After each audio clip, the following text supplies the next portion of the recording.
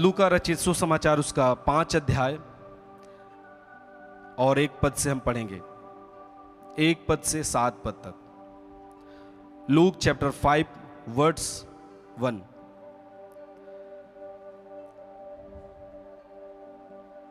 और यहां बाइबल कहता है, जब भीड़ परमेश्वर का वचन सुनने के लिए उस पर गिरी पड़ती थी, यानी यीशु मसीह पर लोग गिर पड़ते थे वचन को सुनने के लिए, और यीशु गन्नेसरत की झील के किनारे पर खड़ा था, तो ऐसा हुआ कि उसने झील के किनारे 2 नावें लगी हुई देखी और मछुए उन पर से उतरकर जाल धो रहे थे। उन नावों में से एक पर, जो समौन की थी, चढ़कर उसने उससे विनती की कि किनारे से थोड़ा हटा ले चले। तब वह बैठकर लोगों को नाव पर से उपदेश देने लगा। जब वह बातें कर चुका तो समौन से कहा, गहरे में ले चल और मछलियां पकड़ने के लिए अपने जाल डालो। समौन ने उसको उत्तर दिया, हे स्वामी, हमने सारी रात मेहनत की और कुछ न पकड़ा, तो भी तेरे कहने से जाल डालूंगा। जब उन्होंने ऐसा किया तो बहुत मछलियां घेर लाए, उनके जाल फटने लगे।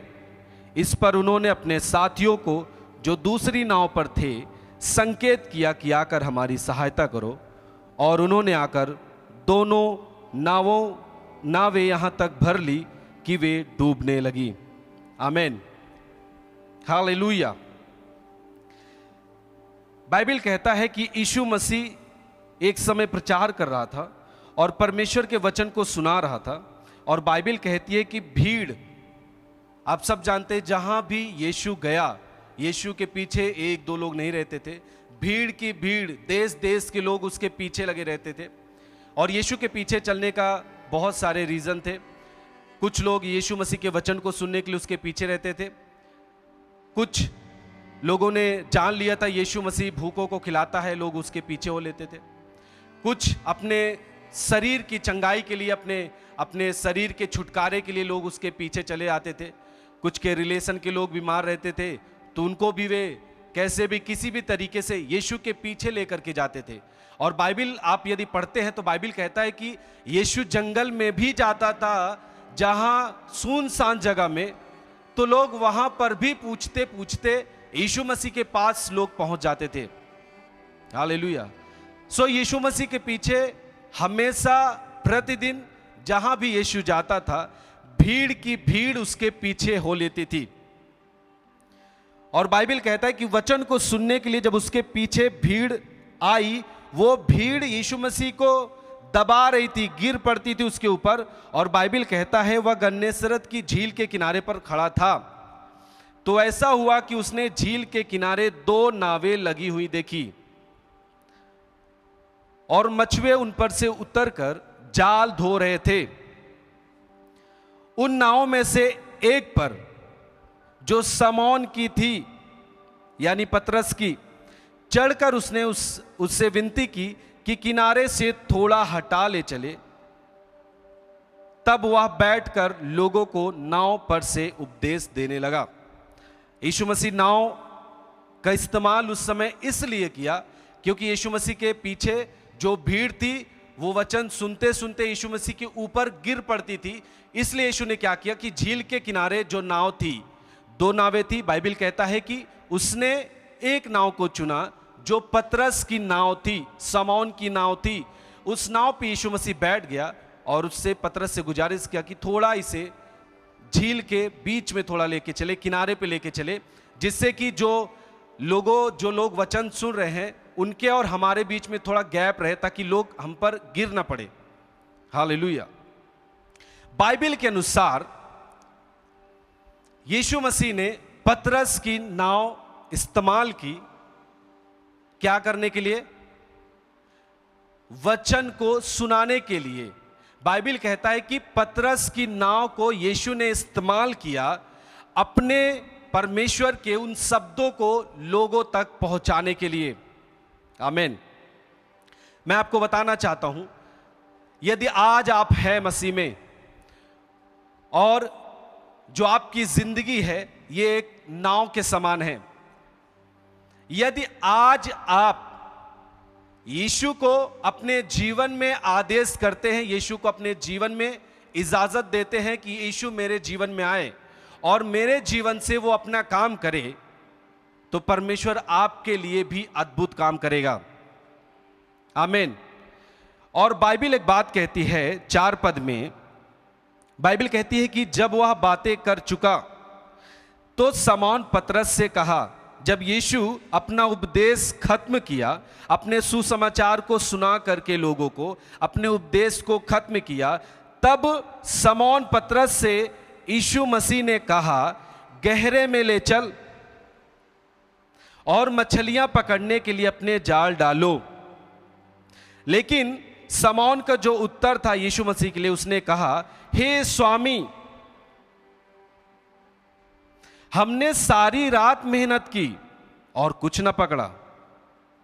जब हम 5 पद को देखते हैं, यहां पे पतरस का जो जवाब है वो कहता है, हे स्वामी।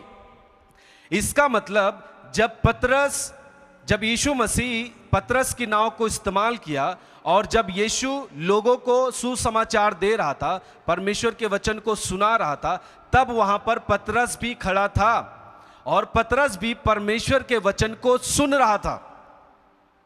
और परमेश्वर के वचन को पतरस सुनते सुनते इतना तो जान लिया कि ये जो यीशु है, ये प्रभु है, ये स्वामी है। आमीन। इसीलिए पतरस ने कहा, हे स्वामी।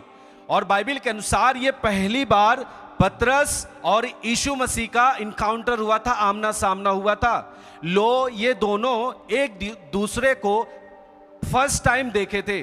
इनकी मुलाकात, यीशु मसीह की मुलाकात और पतरस की मुलाकात, ये पहली बार हुई थी।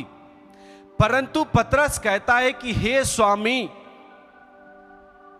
हमने सारी रात मेहनत की और कुछ ना पकड़ा। इसका मतलब पतरस को जब यीशु ने कहा कि गहरे जल में ले चल और मछलियां पकड़, तो पतरस, आप सब जानते हैं, पतरस एक मछली को पकड़ने वाला व्यक्ति था और वो बहुत ही अनुभवी था। और अगर यदि हम बाइबल पढ़े, बाइबल के अनुसार हमें यह दर्शाता है कि जो मछुए थे वो रात को ही अधिकतर समुद्र में, झील में मछली को पकड़ने का काम करते थे। और वो मछुआ जो पतरस था वो बहुत ही अनुभवी था। वो हमेशा यही काम करता था कि झील में जाल डाल के मछलियों को पकड़ता था, उससे व्यापार करता था और जो पैसे आते थे वो अपने जीवन यापन में लगाता था, अपने परिवार के लिए खर्च करता था। और पतरस कहता है कि हे स्वामी, हमने सारी रात मेहनत की है और कुछ ना पकड़ा। इसका मतलब उसने सारी रात मेहनत तो की, परंतु उस काम में जो पतरस ने किया असफल हो गया। हालेलुया। अब सोचिए आप, एक अनुभवी व्यक्ति, अनुभव में पूरी तरह से मछली पकड़ने का पतरस के पास अनुभव था, परंतु वो फेल हुआ उस दिन। और बाइबल कहता है उनके हाथ एक भी मछली न लगी। लेकिन यीशु कहता है कि तुम्हें आज जाल को डालना है। इसी के अनुसार पतरस ने कहा, प्रभु यदि आप कहते हैं तो आपके कहने से मैं जाल डालूंगा।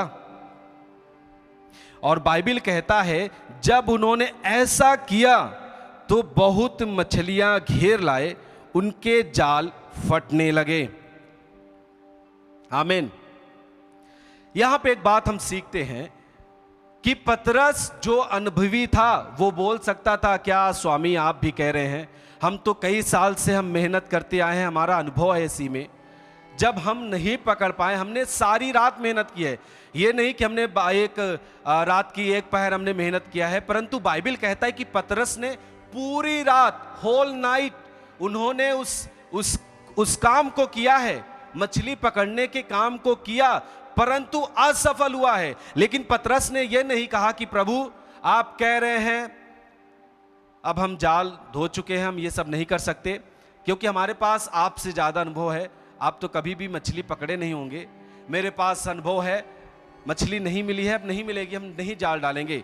पतरस ने कुछ भी इस तरीके से बात नहीं की, लेकिन बाइबल बताता है पतरस ने कहा, प्रभु आपके कहने से, बोलिए आपके कहने से, यीशु आपके कहने से, तो भी आपके कहने से मैं जाल डालूंगा। आप देख सकते हैं कि पतरस एक अनुभवी व्यक्ति किस तरीके से यीशु की आज्ञा को माना, परमेश्वर के वचन के प्रति उसकी आज्ञाकारिता थी। इसीलिए बाइबल बताता है 6 पद में, जब उन्होंने ऐसा किया, कैसा किया, जैसा यीशु ने पतरस से कहा और उन्होंने वैसा ही किया, तो बहुत मछलियां घेर लाएं। आमीन।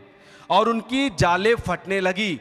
जहां कुछ नहीं मिला था, पूरी रात उन्होंने मेहनत किया था, उनकी टीम ने मेहनत किया, पतरस के अनुभव ने काम नहीं दिया। पतरस जो भी अनुभव था उसके पास, कुछ भी काम नहीं किया उस समय। लेकिन बाइबल बताता है जब उन्होंने यीशु की आज्ञा को माना, परमेश्वर के वचन को माना, यीशु ने जैसा कहा उन्होंने वैसा फॉलो किया, बाइबल कहता है कि बहुत सारी मछलियां घेर लाए और उनके जाल फटने लगे। आमीन, हालेलुया। आप सोचिए, जिनके पास कोई आशा नहीं, रात भर मेहनत हुआ, और ज्यादातर मछुए लोग रात में मेहनत करके रात में ही मछलियों को पकड़ते थे। लेकिन बाइबल बताता है उस समय यीशु जब उपदेश कर रहा था दिन में, उस समय ऐसी मछलियां आई कि उनकी जाले फटने लगी, ओवरफ्लो हो गया। आमीन, हालेलुया।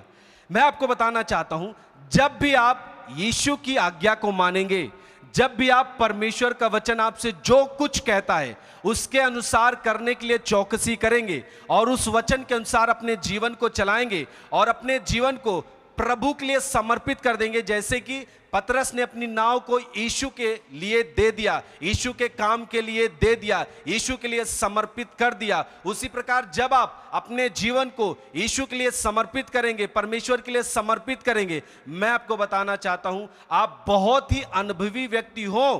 ठीक है, हो सकता है आप अनुभवी होने के बाद भी आज फेल हो रहे हैं, आपका लाइफ सफल नहीं हो रहा है, आप जॉब के लिए तैयारी कर रहे हैं लेकिन आप कुछ अंक से आप फेल हो रहे हैं। मैं आपको बताना चाहता हूं, आज यीशु मसीह को अपना जीवन, अपना नाव, ये जीवन आज यीशु को समर्पित करें। मैं आपको बताना चाहता हूं, ऐसी आशीषें आएंगी कि आपके जीवन से वो उमड़ने लगेगी यीशु मसीह के नाम में।